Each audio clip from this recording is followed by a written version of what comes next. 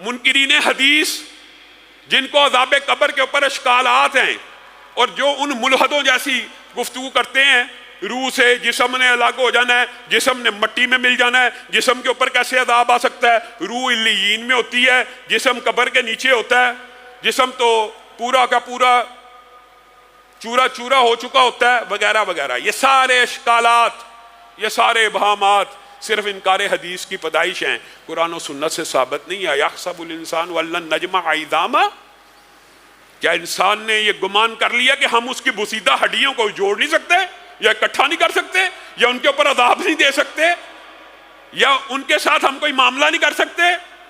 بلا قادرین علی ان نسوی بنانا، بلا قادرین علی ان نسوی بنانا.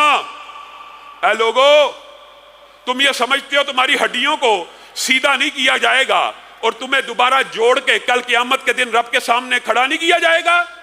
بلا قادرین علی ان نسوی بنانا. تمہارا رب وہ ہے جو تمہارے انگلیوں کے فنگر پرنٹس ہیں، ان انگلیوں کے اوپر جو لکیریں ہیں، کل قیامت کے دن اٹھو گے انہی فنگر پرنٹس اور لکیروں کے ساتھ اٹھو گے. ان لکیروں کو بھی سیدھا کر دے گا، پور پور کو سیدھا کر دے گا.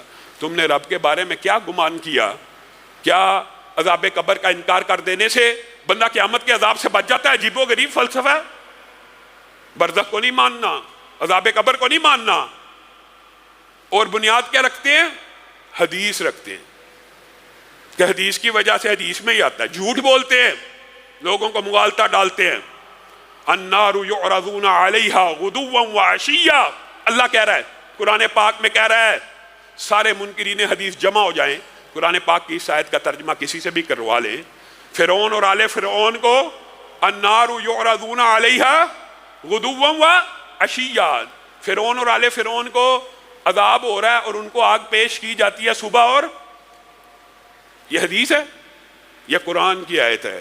اور کل قیامت کے دن ان کو اصل عذاب کا ذائقہ چکھنا ہے، شدید عذاب کا ذائقہ چکھنا ہے. اس آیت کا ترجمہ کروا لیا جائے.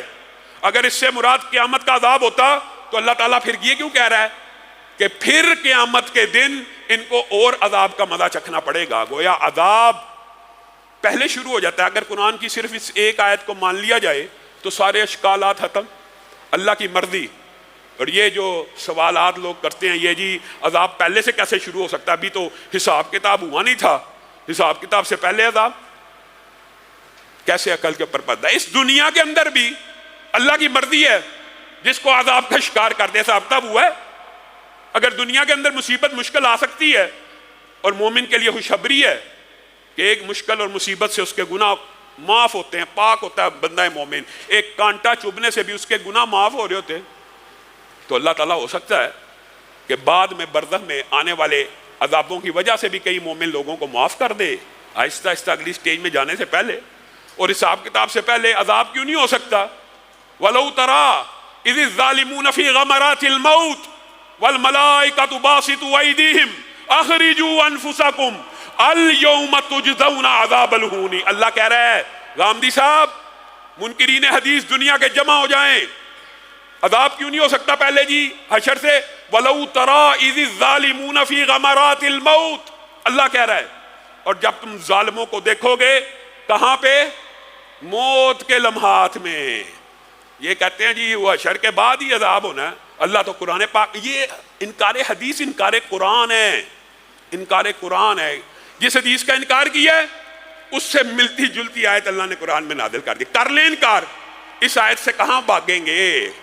اللہ کہہ رہا ہے اگر تم دیکھو ظالموں کی جس وقت روحوں کو قبض کیا جا رہا ہوتا ہے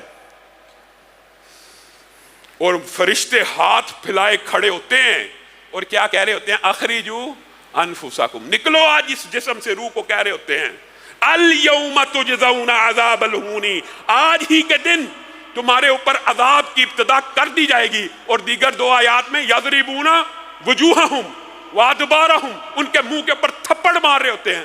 بتائیے غامدی صاحب، حساب کتاب سے پہلے تھپڑ کیسے؟ حساب کتاب سے پہلے ان کی پشتوں کے اوپر جو گرز مارے جا رہے ہیں قیامت کے دن سے پہلے قرآن کہہ رہا ہے، مولوی کہہ رہا ہے. آپ نے انکار حدیث کر کے یہ حدیثوں میں آتا تھا، حدیثوں میں عذاب قبر کا انکار کر کے آپ کو پتہ نہیں کیا فائدہ ملنا ہے. عذاب قبر کا انکار کر کے کیا بندہ جہنم کے عذابوں کا منکر بن سکتا ہے؟ پورا قرآن پاک کو اگر چیپٹرز کے اعتبار سے ڈیوائیڈ کیا جائے، ایک بہت بڑا حصہ عذاب جہنم کے بارے میں ہے، ایک بہت بڑا حصہ جنت کی نعمتوں کے بارے میں.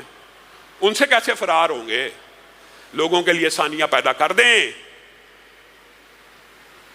کئی مرتبہ بات تو تلخ ہے لیکن دل میں خیال آتا ہے، جس طرح غامدی صاحب نے روزوں کے حوالے سے فتوے دیے ہیں کہ پیپرز آ گئے ہیں، روزے بعد میں رکھ لیں، جی گرمی کی شدت ہے روزے سردیوں میں رکھ لیں، اللہ نے اسی لیے تو موسم بنائے ہیں. میرے دل میں کئی مرتبہ خیال آتا ہے کہیں غامدی صاحب کسی دن یہ فتویٰ نہ دے دیں کہ دنیا ایک سفر کی طرح ہے اور انسان اس میں مسافر ہے اور مسافر پہ روزہ ہی کوئی نہیں.